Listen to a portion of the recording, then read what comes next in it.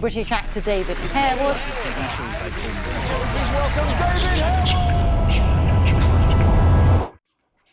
David Harewood, you listen voices or what? Where the hell's that voice coming from? And there's somebody going, it's me. I'm talking to you right now. I developed something called psychosis. It's a condition where you slightly lose touch with reality. I was given 3 times the legal dose of this one drug. I knew my dad wasn't well. My dad's typewriter. Have you ever seen the film The Shining? He's just writing. She reads it one day and it's all work and no play makes Jack a dull boy. And with my dad, it was just one word: illness. David, what is the real price of fame? The downsides of celebrity and fame is your anonymity is gone. Success for me is I just saw that all of my dreams were smashed because people were saying, you can't do that. When you discovered the importance of mental health? When I lost my mind. To my kids, I'm just dad. That family is important. We will be there for you. We will give you advice. Be a shoulder. That's really important. And how you can stop this voice? I needed a break.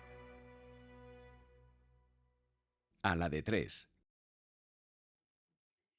David Harewood, what is the real price of fame in Hollywood? The best and the worst? Well, that's a good question. People think that it's strange. We live in a culture that is sort of lauds fame and celebrity, but it's a double-sided. It's a kind of double-headed dragon, because sometimes, look, it's nice when somebody recognizes you and you might get a free ticket to Wimbledon, or you might get a free ticket to the football, or somebody sees you and you get a nice table at a restaurant or something. Those are the plus sides of being recognized and fame. The downsides of celebrity and fame is your anonymity is gone. Mm-hmm. So you almost become almost like public property. And people feel they can stop you in the street and stop you on the train, and just sort of disappearing and being anonymous is really difficult when you're recognized, and that can be tiresome sometimes. Sometimes, you just might not be in the mood to have somebody say, "Oh, excuse me, are you the guy off?" And you might be tired. You might be. You just might not be in the right you might not be in the right headspace, and suddenly you're engaged in this conversation with a perfect stranger. And if you're not who they presume you to be, if you're not the person that maybe you're a bit grumpy, or you're just not in the mood, suddenly they get quite upset. And I've had several occasions when people get really upset that I don't recognize them. I might have met them once on a bus, or I might have met them at a theatre one time, or they might have spoken to me at some event, and then I see them, a year later, and they go, "It's me from the cafe bar. I'm that guy," and they get really upset if I don't know who they are. Mm-hmm. And I find that really difficult, because you can see how disappointed they are, and they sort of then start being very negative, and that can cause friction, because you don't fulfill what they believe is this. They feel that they know you really well, but I don't necessarily recall them, and that can sometimes be difficult. And Si viajas al extranjero y te quedas sin wifi, sin cobertura y sin forma de contactar con nadie, es fácil sentirse vulnerable, pero tranquilo, porque tenemos la solución. Con Saily, olvídate del roaming y de las SIM físicas. Con una sola eSIM tendrás conexión en más de 190 países, ahorrando una fortuna en tarifas de roaming. Lo hemos probado y la diferencia es enorme, sin cargos sorpresas, sin buscar wifi desesperadamente, solo con internet rápido y confiable donde lo necesites. Adiós a las filas interminables y a las estafas con SIMs falsas. Solo tienes que descargar la app, elegir tu plan y listo. Además, con Saily proteges la privacidad, bloqueas anuncios maliciosos y evitas rastreos sospechosos. Y aquí va lo mejor, usa el código Aladetres y obtén un 15% de descuento. Descarga Saily ahora, usa nuestro código al pagar y mantente siempre conectado. Sometimes if I'm traveling home late, after a film or after the theatre. It's worse in London at night, I think, when you're travelling home and people have had a few drinks and everyone's a little bit relaxed, and he's like, "Hey, you're the fucking guy off the fucking TV fucking show," and I'm like, "Yeah," and they're just in your face, constantly just in your face, and that can be a little tiresome because you just want to go home. You know, you've had a long night, you had a long day. I do my best to be as open and be as polite as I can be, but sometimes I just want to sit and read my book or just go home, you know. And you have 3 drunken lads who are, "You're the fucking guy off that. You were fucking great in that fucking show," and it's like being a verbal battering. So sometimes it's great, and sometimes it's a little tiresome. And when it's great? When it's great, as I say, is look. I'm not going to lie. I have a. There are many upsides to what I do, and to. I mean, I'm uncomfortable with the word fame. I'm uncomfortable with that. With that word, because it's kind of it's sort of. It's sort of. You know, people think fame is this sort of. When you're really rich or really wealthy, you've got lots of money and you're living in LA and you've got a penthouse, and that's the image of what fame is. And there are people who live that crazy life. But it also, if you are at that level, you're also very much removed from society. You're removed from, it's very difficult to keep a normal life. If people are constantly, if you've got maids and you've got several cars, you know, if you live a life of luxury and if you're ultra wealthy and you're very, very much removed from real life, and that can become its own sort of prison because you can't go anywhere. You can't just take a walk into town and go and visit, because you'll just get completely mobbed. I mean, I wouldn't want that level of fame where I can't just walk down the street, or I can't just, I can't manage my own daily affairs. That would be uncomfortable for me. I like the fact that I can just jump in my car, walk down the street, walk in the park. I like that fact. But if you are ultra famous, that's difficult to do, because you would just constantly be being approached, constantly be signing autographs, taking photos, particularly in these days with mobile phones. Everybody wants a selfie. So, if I get on the tube today, I got on the tube last night and somebody's like, "Hey, you're the Martian Manhunter. Can I get a selfie?" And you're on the Northern Line going home. You're like, "Yeah, sure." And you're smiling, and then somebody sees you and, "Hey, can I get a selfie?" And before you know it, you have to be very careful because you can just spin out of control a little bit. And so you have to be constantly vigilant. And it's as I said, there's some great sides to being recognized, but I know some celebrities who never take a photograph, just never take a photograph. Because you do one, you've got to do all of them. But they'll say, "Look, let's not have a photograph. Let's just have a quick conversation. How are you today? Are you good? Are you well? Everything good? What are you off to? Have a little conversation, then I'll see you later." Rather than standing there posing for a photograph.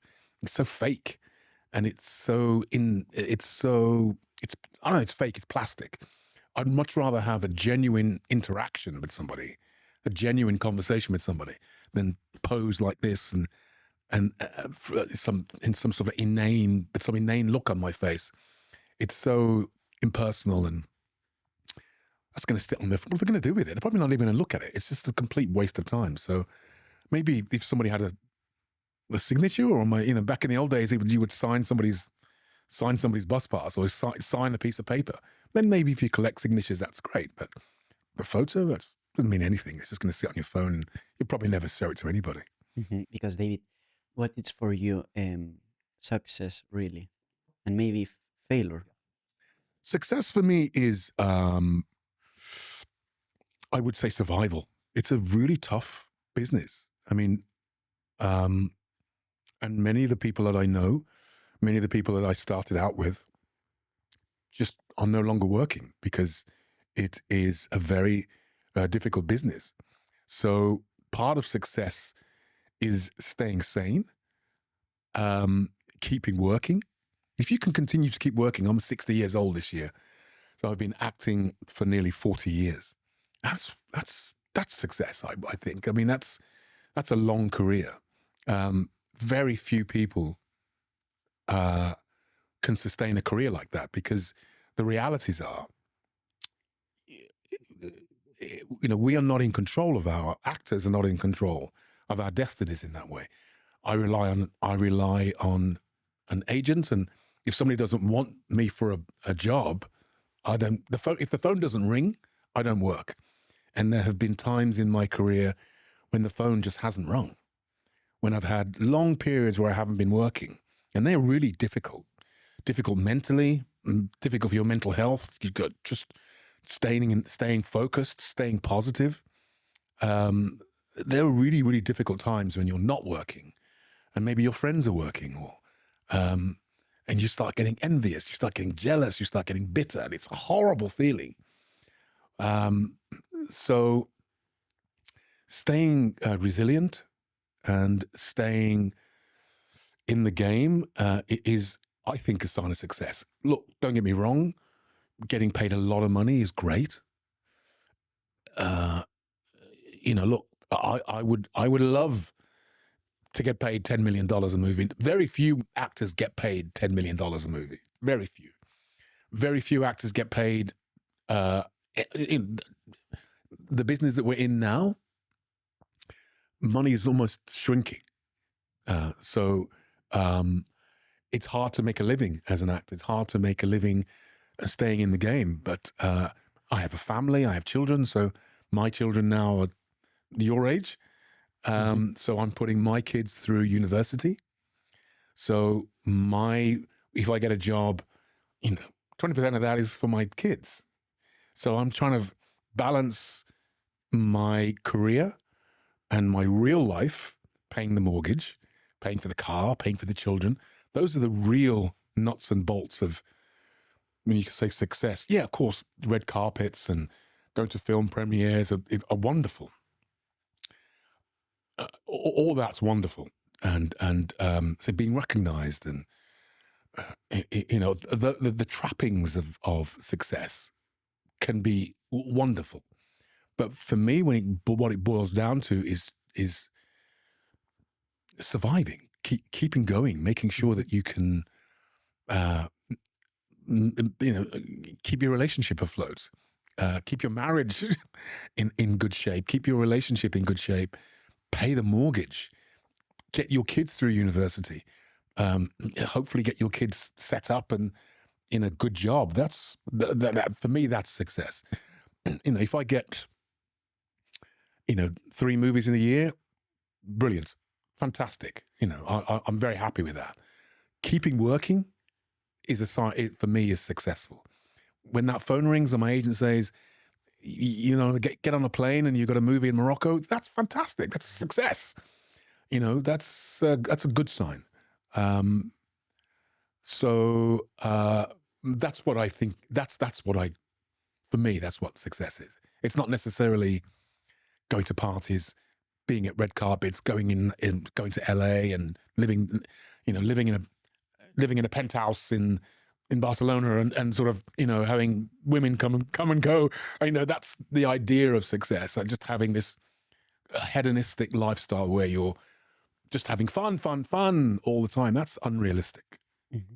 And how you protect your daughters of your success, no?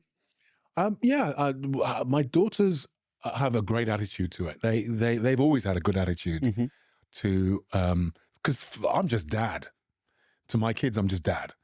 And I remember the times when, I would be in the street and people would run up to me and go, "Can I get a photo?" And they'd look and go, "Why do they want a photo with you? Why are people stopping you in the street?" And finally they started to realize that it was because I'm on the television. And then they started seeing some of the shows, and some of them they didn't even like. They were like, "Yeah, I'm not going to watch that. It's not good." I remember one time I was in a show called Doctor Who, which is quite famous here in England. Mm-hmm. And I went to pick my daughter up from school, and some young lad saw me and went, "Oh, that's the guy," and ran up to my daughter and said, "Your dad's in Doctor Who." And my daughter went, "So?" She was just so unimpressed with it. She was like, so what? She was so unimpressed. And I think that is a really great attitude. So she both of them have their feet on the ground. Mm-hmm. They know it's a job. And when I come home, I'm just dad. And for me, that's a really good sign that they are both extremely sort of, they're not taken by this idea of celebrity or fame. They understand that dad does a job to get paid, and that's just about it. It's nothing special. Yeah, and you speak about mental health. When you discovered the importance of mental health? When I lost my mind. Yes. So when I came out of drama school, I had a really difficult time. Like 20, as I said, this is going back 40 years, nearly 30 years going back. Mm-hmm. And I went to drama school, and I've always sort of had this idea that acting was a great escape. It was play. And my imagination, for me, was a place I could escape into. Mm-hmm. I could tell myself stories. I could daydream. One day I'm an astronaut. Next day I'm a billionaire. Next day I'm that's what kids do. They dream, right? They use their imagination and they dream. So my imagination really had no boundaries. Mm-hmm. I could imagine myself as anything. And I think that helped me initially, because I think you need to be confident like that when you're an actor. If someone says, play King Lear, yeah, I can do that. Play the President of America. Yeah, I can do that.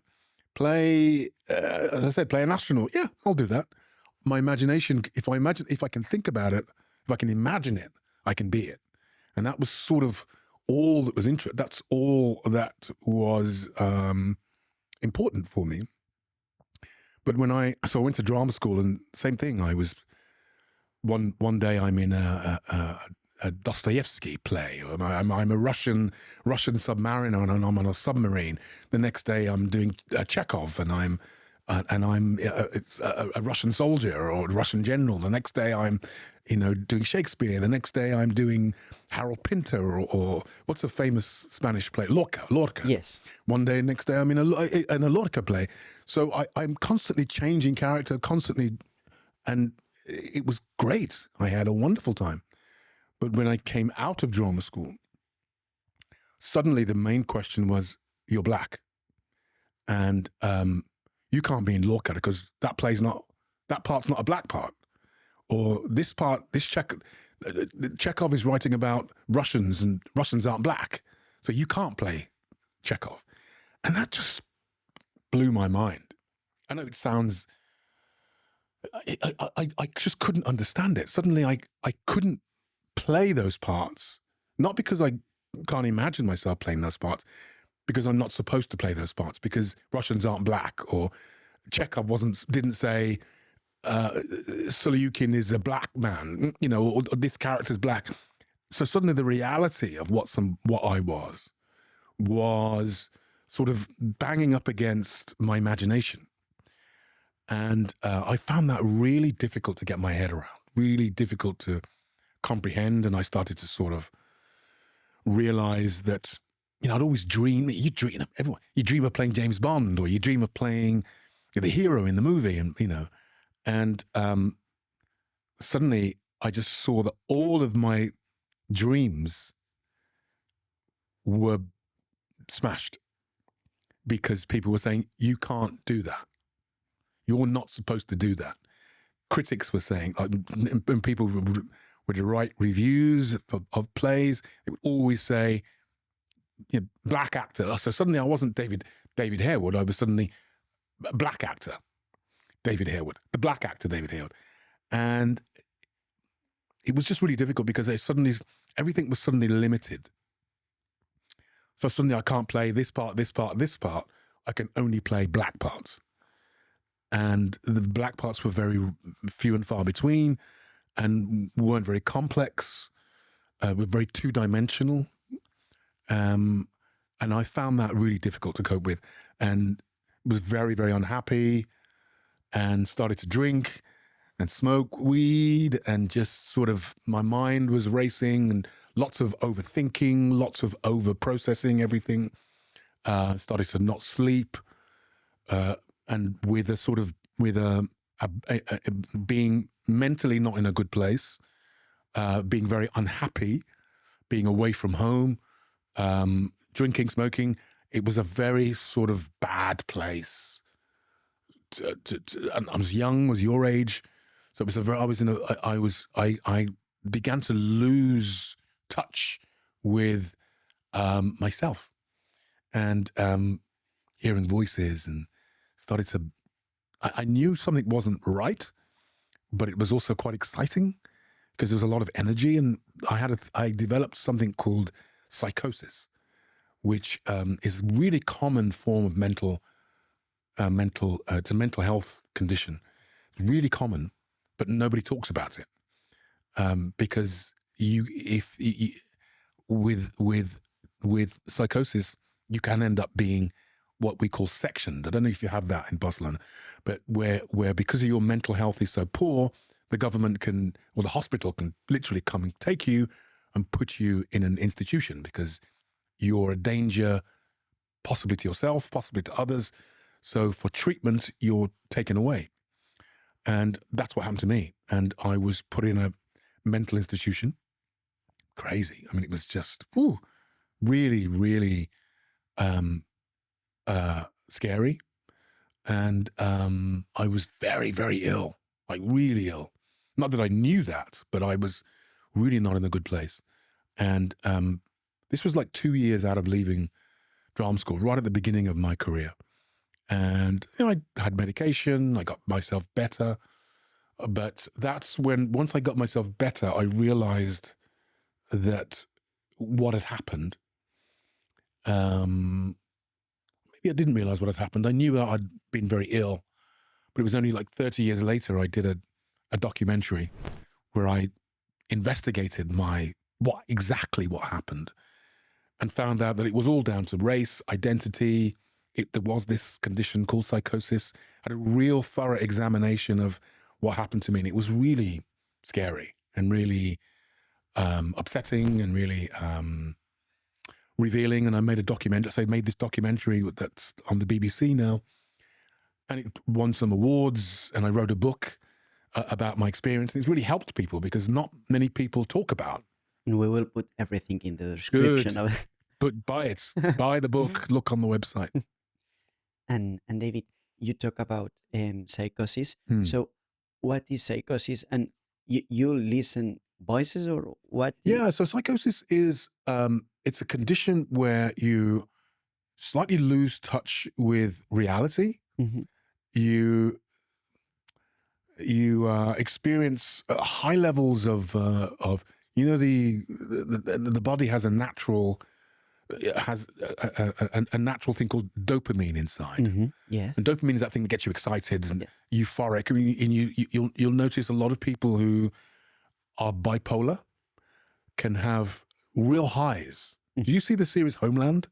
Yes. So I was in the series Homeland. Yes, I know. Now, Carrie, the character of Carrie, was bipolar. And when she's high, she's brilliant. She has this, she visions, she makes connections, she stays up all night, and she has these, and so when people get kind of euphoric or get kind of high energy, there are some parts of it that are actually really exciting. Mm-hmm. You're not sleeping, your mind's racing, and you have a very high level of dopamine in your system, so your brain is working twice as fast.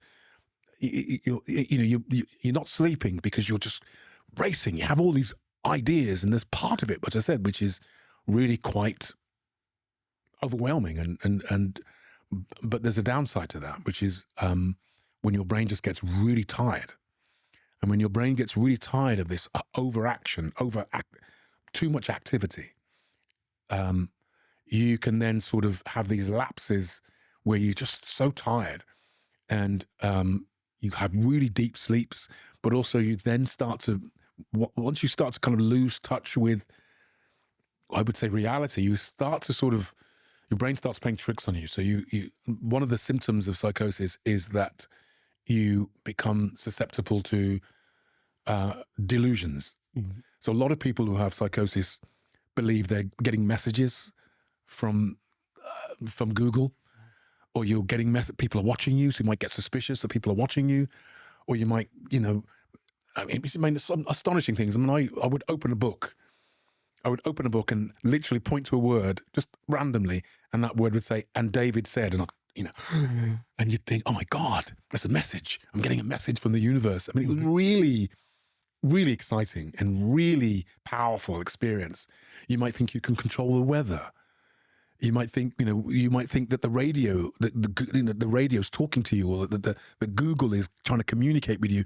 And once you start seeing these signs, there might be complete coincidences, but you start to believe these delusions, and you become very susceptible to them. And you might see, I don't know whether you see it, but I notice it very much with people who, because it happened to me, that colors, for some reason, colors become really vivid. And so I notice it when I see people on the street and they've got bright red jumpers on and green socks and a red hat, and I can see that person is mentally unwell. Or people you see it on the street, people talking to themselves, people, and so you become susceptible to voices in your head. And I heard on one occasion, I heard this voice in my head, clear as a bell, completely independent of me. It was as if somebody was talking to me in my head. It was the most extraordinary experience I've ever had. Very frightening, because you think, where the hell is that voice coming from? And there's somebody going, it's me, I'm talking to you right now. And it's just mind-blowing. And I'm very lucky because I'm an actor, and I'm pretty good-natured, and I'm quite creative. So my voices were fairly gentle. But I've worked with people, and I've known people who have really malicious inner voices. Like? Really malicious, violent. Yeah. Go and stab that person. These people are all after you. Attack them. And at one point, I'm lucky like that.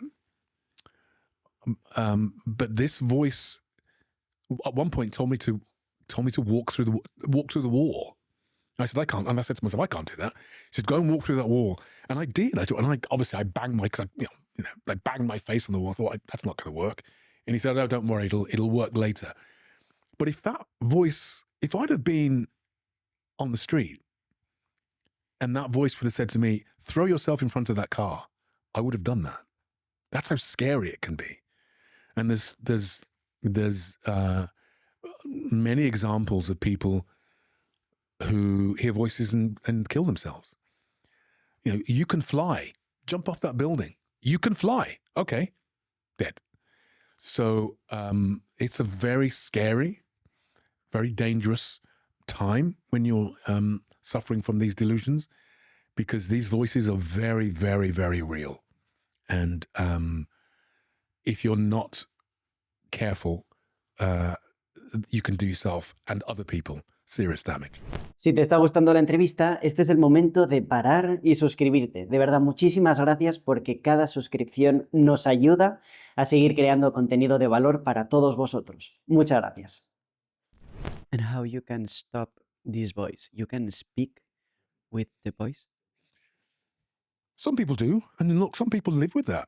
Some people are very skilled at it. And some people who suffer bouts of psychosis have conversations with their inner voice all the time. But in my documentary, which is on the BBC iPlayer,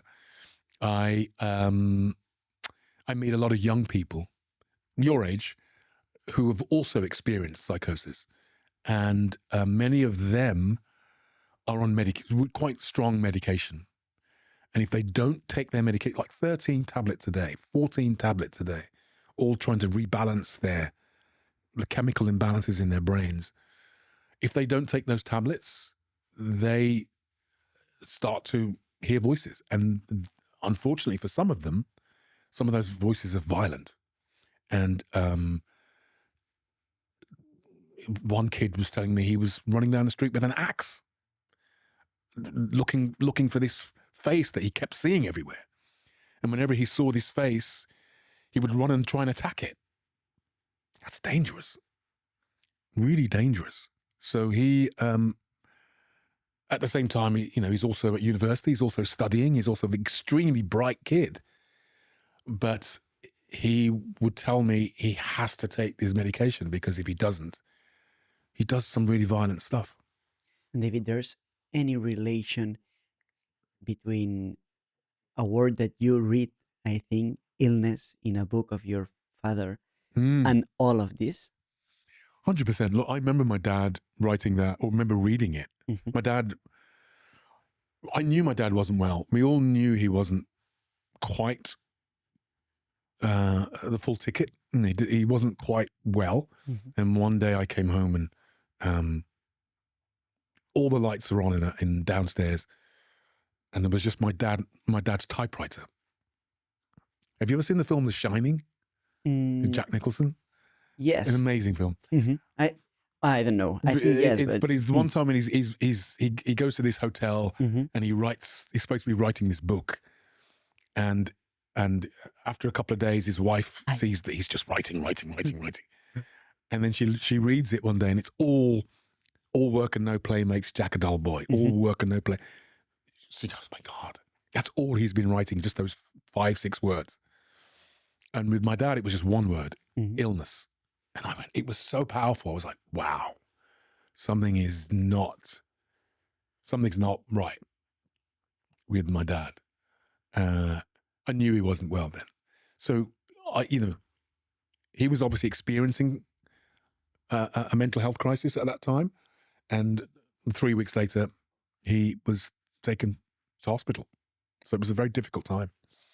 And how important was and is your mother for you with all of this? Extremely, because she's a very strong woman. Really strong woman.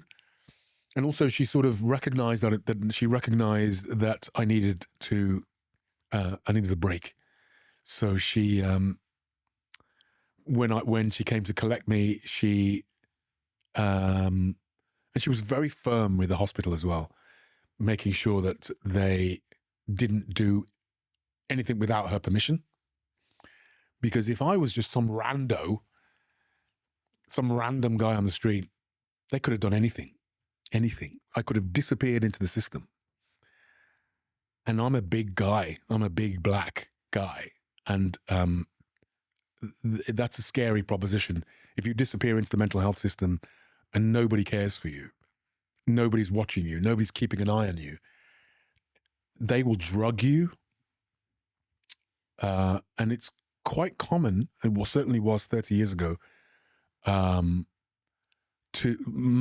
lot of what they realized was that a lot of black people were being over-medicated. So when I looked at my hospital records from 30 years ago, when I looked at them for the documentary, I saw that I was given 3 times the legal dose of this one drug. White people were just given 1 tablet. I was given 3. That was just to placate me. They were scared of me, so they just wanted to knock me out. So I was very lucky that my mum was cognizant of drugs and medication, and took me back to live with her and looked after me, got me back to health. So she inspired you in a lot of moments of your life. Yes, completely. She's a legend, and I recognize her strength, and I'm very grateful for her strength. And could you speak about the importance of the mothers? I think, you know, we live in an age, and maybe it's different in Spanish culture, I don't know, but Mhm. maybe it's more family. Mhm. And I Yes. see that with Dario and Mhm. that family is important. Yeah, the family is very The important. family unit's important. Mhm. And it's family first. And, you know, your brothers, your sisters, your mom, and there's something about that unit which is very, very important. Maybe you eat together, maybe you holiday together. We do that. So, you know, we have a family holiday every year. We try and eat together. So we try and keep the family unit tight. But unfortunately, a lot of people aren't like that. A lot of kids don't have that. Don't have a father present in the household. Have a mother that's really irresponsible. Maybe have a mother that's in and out, not present, unloving, uncaring. A lot of kids are just dragged up, and that can cause mental health issues in itself. So I think, unfortunately, as time has moved on, the family's become less important, and particularly with social media and people have become very susceptible to online relationships, online friendships, and they're not real friendships. Nothing that really happens online, apart from meeting you guys, is real. So I think you have to be very careful. And it's very difficult. I'm saying this to my friends the other day. When I was growing up, there was one screen in the house. There was one television in the house. And that's where we got our information from. Today, I have no idea what my daughter's looking at online. No idea what she's accessing, the information that she's accessing.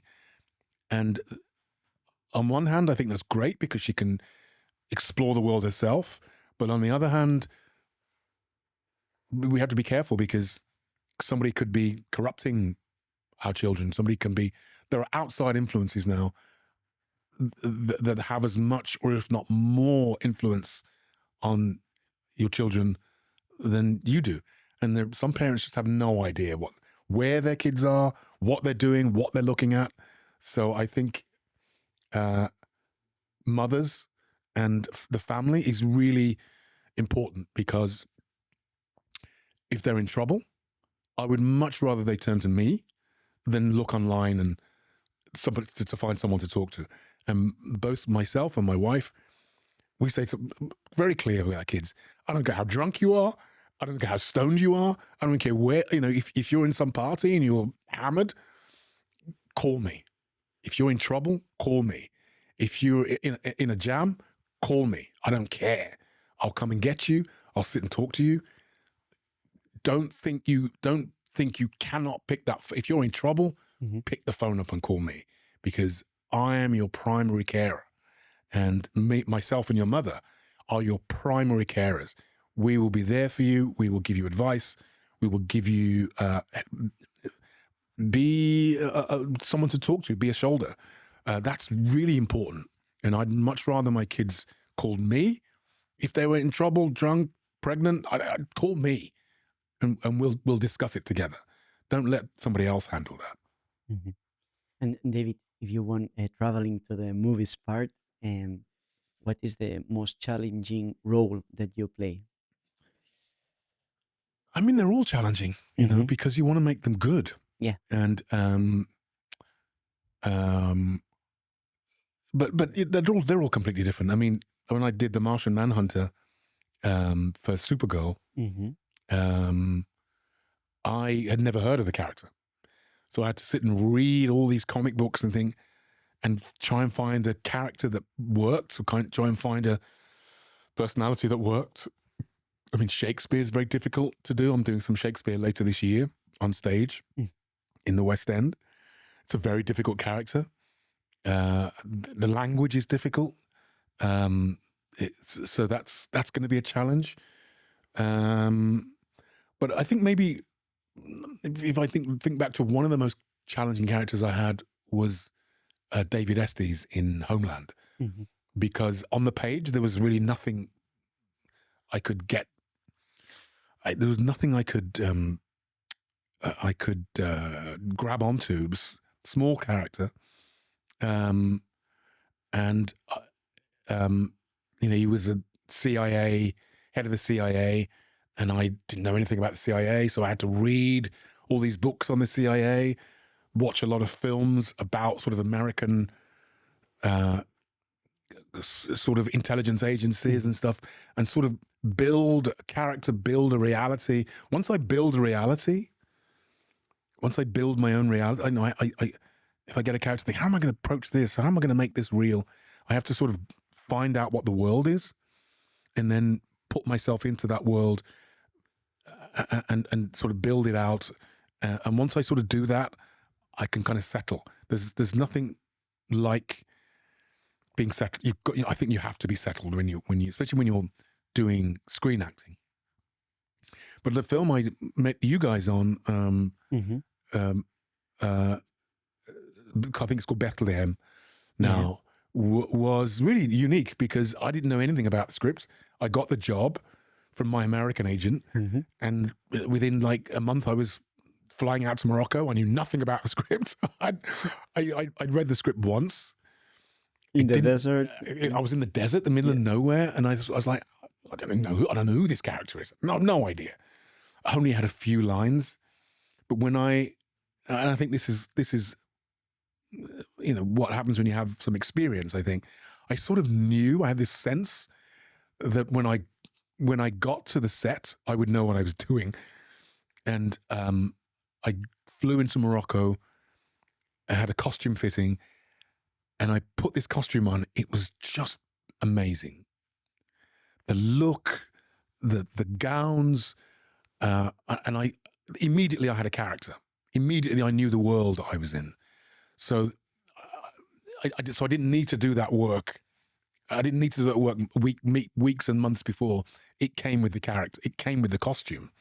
And then when I went into later the same day, I went to makeup, and they put all this makeup on my face. And it was like, wow. And I looked at the makeup and I looked at the costume, and suddenly that was it. That's the character right there. And then I worked with the voice coach. I had a session with the voice coach, and he said, everyone's doing this particular style, and, it's quite flat, where everything is talking or very monotonal, and we want the lines to be very like this. And I said, well, what if I put, this guy's a Nubian. What if I put an African tone on this, like talking like this? And he went, wow, yeah, great. So suddenly I had this African tone, and I was talking like this, and I had this amazing costume, and I had this makeup on my face. And suddenly this amazing character just came out of nowhere. And it was fantastic. And I really loved it. It was a wonderful, and because he had so few lines, and he was a mystic, and the character's called Mystic. And I worked with, God, I forgot his name, the director. Alejandro Monteverde. Alejandro. Yes. I worked with Alejandro, and he spoke to me for like 5 minutes. He said, I see the character like this. He's a mystic. He's peaceful. He's a king, but he's given all his possessions away, and lives on a mountain, eats bugs and berries, and just lives as a nomad. And I love that idea. This peaceful warrior who doesn't need anything. This stillness came around, and I loved it. I just became a warrior for peace. And then because it was all about the baby Jesus, as far as I was concerned, there was a prophecy. Here is the prophecy. My whole life is dedicated to making sure that this child is safe, protected, and I dedicate my whole life to him. So that was my only goal. Every scene was, what do I need to do to protect this child? And it was just, Alejandro was amazing. And Gorka was, the DOP was amazing. It looked fantastic. The scenery was fantastic. And it was just a wonderful, wonderful job. I loved every second of it. In next month on cinema, no? Hopefully, I don't know whether it's next month, but maybe later this year. In Christmas. In Christmas. Yes. Christmas this year. I really can't wait, because some of the scenery and locations are breathtaking.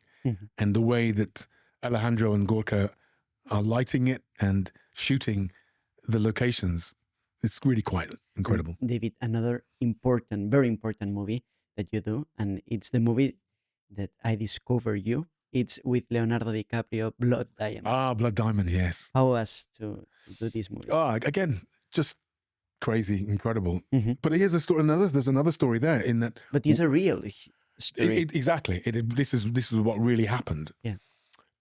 And my character was a warlord, a Sierra Leone. Is it Sierra Leone? Yeah, Sierra Leone, an African warlord who was a member of the Captain Poison. Ah, sorry, yeah. Captain Poison. And my character was a commander in the Revolutionary United Front. And the Revolutionary United Front were really savage. They would capture whole villages, rape the women, cut people's noses off, cut their ears off, burn them, gut them, garrote them, like just awful. It'd be really on drugs. They wore women's clothing sometimes into battle with makeup on, painted their faces. They were just out of their minds. And they also sort of used child soldiers. So they would give these children, 12-year-old children, give them drugs, teach them how to shoot, and then send these 12-year-olds, like 100 children with AK-47s, attacking villages. Just really awful. And that's what my character was. And when I got to Sierra Leone, I met the guy in the room next to me. He was from Sierra Leone, and he was the film's advisor. And I got talking to him one day, and he said to me, I was there in Sierra Leone when this was happening. And they captured me, and I had all my camera equipment with me. And they said, "What do you do?" And he said, "I'm a cameraman." They said, "We want you to film everything." So he had all this footage, real footage, of all their atrocities, like real footage of people being killed, burned, stabbed, maimed. All of it was real. And he said, "I want you to come in and watch." So I came in and I watched some of this footage. It was horrendous. But I was playing that guy. So I was like, I kind of was watching it with this kind of perverted sense of trying to understand why, because they're just out of their mind. They just don't care. And I remember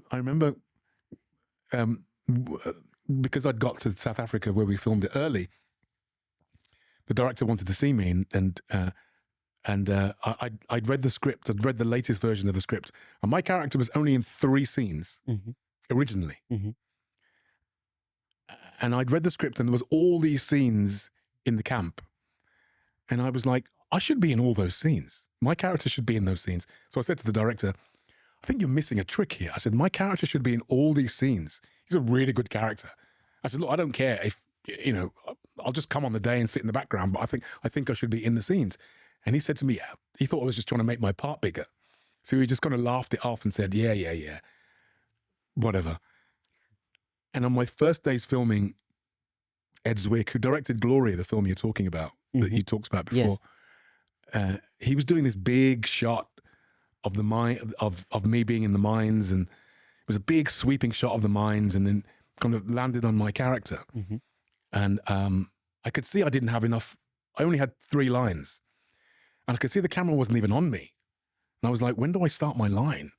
So the first talk, I waited for the camera to get to me. And then he said, and he was like, I could see that there was dead space. So the props guy had this, like a manual. And the manual was a real RUF manual, like a real one. And it had all these lines in it, sort of RUF are fighting for the people, RUF are fighting for Sierra Leone, RUF are fighting for the people, all this stuff on the pamphlet. So I just started saying it. Take 2, I just started saying it. Are you ever fighting funny people? Are you ever fighting for Sierra Leone? And then when the camera landed on me, I said my actual scripted line. Cut, reset, action. Did the same thing. Cut, reset, action. After about half an hour, the director came up to me and he said, where are you getting all these lines from? I said, I'm just making them up because it's on this piece of paper here. He looked at me and he went, keep going. Just keep doing that. And I did that thing all day. And at the end of the day, there was on my trailer door, and it was the director, Ed Zwick. And he looked at me and he went, about your character, you're absolutely right. And he went home that night. He rewrote the whole film. I became like the de facto bad guy, like me kidnapping the boy. That was never in the original film. He made that up that night. So my character went from 3 scenes to like 8 scenes and became the bad guy the whole film. And it was just purely because I improvised. And it, to this day, is one of my favorite pieces of work because that character became a little bit iconic because he was so evil, but also very attractive. It's important to improvise, or when it's important? Sometimes it's important. I mean, look, that's a huge debate. That's a huge debate amongst in our profession. Sometimes it's really, really good. Other times, be true to the script. And I mean, I did that because I could see technically we needed some more lines. But if improvising is not always advisable because the writer's written this for a reason. And sometimes it's just best to make it work. Make it work as opposed to adding lines or throwing stuff in. So it's sometimes you can improvise and sometimes say the lines that are on the script. Because the director can say, what are you doing, David? No?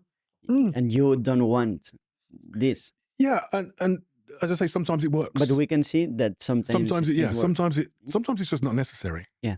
And actually sometimes you might say, you know what? I don't need any of these lines. So you might say to the director, can we just cut that line? I'm looking at her. You can see that I love her. Or you can see that I hate her. Why don't we just cut the line, I hate you?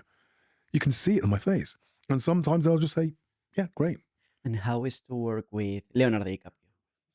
Well, I didn't really get a chance to work with him a hell of a lot. Only one day, but he's a film actor. There's a difference between all the acting genres are different. Stage acting is very different from television acting. Television is very different to movie acting. Movie acting is about moments. So what's the moment when the hero is about to kill the baddie and he's got that great line, hasta la vista, baby? That's a moment there. That's a moment. That's a movie moment that stands the test of time. So he might the whole setup might just be that all day, hasta la vista, baby. That's the whole moment right there. And it will be angle of the shot, how tight it is, what's the angle of the gun, that's the moment right there. That's what makes it. So that's movie acting. And he might just say, hasta la vista, baby, and just might say that 7, 8, 9 times. Just that line. And then they'll cut that. In the editing version, when it comes to editing the film, they'll pick the best one of that. And that's the moment. Whereas television acting, normally it's like, it's my take. So I'll do like a 2-minute take. And they'll cut in and out of it. Whereas for movie acting, they just want that 20 seconds. Or they just want that moment because that's the moment that... So it's a slightly different skill. So that moment when, in Blood Diamond, when he's trying to tell Solomon Vandy to tell him where the diamond is, right at the end, after he kills me, he's going, tell him where the diamond is. He just screamed at him and Diamond were just like that for about 3 minutes. Just that line. Where's the diamond? Where's the fucking diamond? Tell him where the diamond is. And it was great to watch because it was really intense. But and when you see the film, that's the moment because you can see that he's desperate because that's the denouement, it's the big crux of the film. So, but they only used one of those, tell him where the diamond is, even though he said it for about 5 minutes. but they pick the best one. That's the moment there. So that's the slight difference of film acting. And do you think that Blood Diamond changed your life? Like your phone rings more? I wouldn't say so. No, I mean, no. The part that changed my life was Homeland. Okay. Because prior to Homeland, man, I was broke. I hadn't worked in a year. And I have a really good friend, and he died. 35 years old, and just out of the blue, randomly, he died. And I really lost my confidence. Really, he was the one guy that sort of always said, "You're going to make it," and he was my best friend. And just randomly one afternoon, I got a phone call that he was dead, and I just completely just lost it, and I couldn't work. I lost my confidence, and I was out for like 9 months, no work for 9 months, no money, really struggling. Then I got Homeland, and suddenly I'm living in America, getting paid, and because the show was such a massive hit. And big spoiler, but they killed me in the second season. Big spoiler. They killed me in the second season, and I was thinking, "Oh shit, that's it. That's my life over." Completely opposite.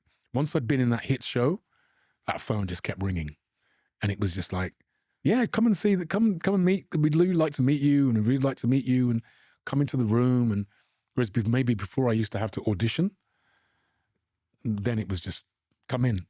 Let's have a meeting. Let's have a chat. And so that really changed things for me. And you are working now in some movie or in few months? Not working at the moment, so I'm taking a bit of a break right now, which is great, and having some time off. But I have a production company, so trying to produce scripts and trying to produce TV shows. In a month's time, I have my first UK leading role. So it's a series that's where I'm the star of that show, which is really exciting for me.